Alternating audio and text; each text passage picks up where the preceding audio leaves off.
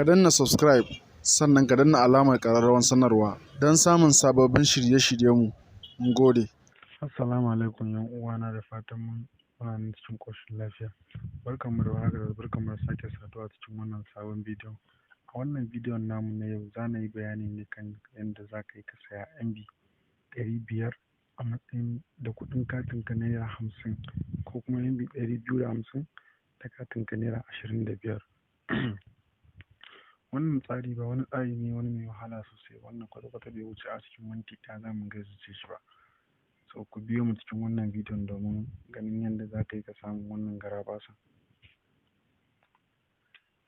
Na farko, idan ka buɗe wayanka za ka shiga wurin dialing code, wurin da suka kira, kamar ga misali wannan, sai ka danne, sai ka rubuta *406# sai ka danna kira.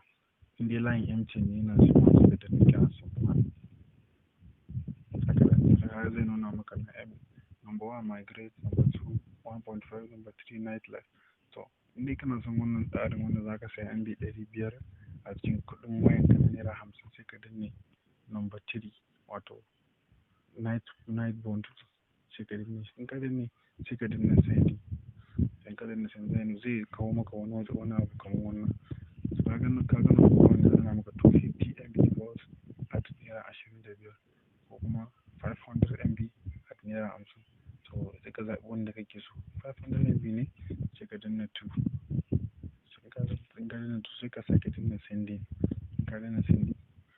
Kaga sun nuna maka wannan information nan. Za su caje ka Naira 50 kuma za su baka MB kwaya 100. So idan ka zo ka tabbatar da hakan sai ka danna number 1. Ka danna 1 confirm sai ka danna sending.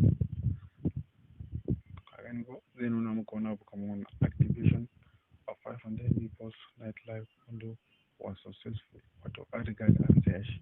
So wannan tsarin shine za ka bi, za ka saya MB 25 kake so, za ka saya MB 250 ma duka shi ma wurin ɗaya ne.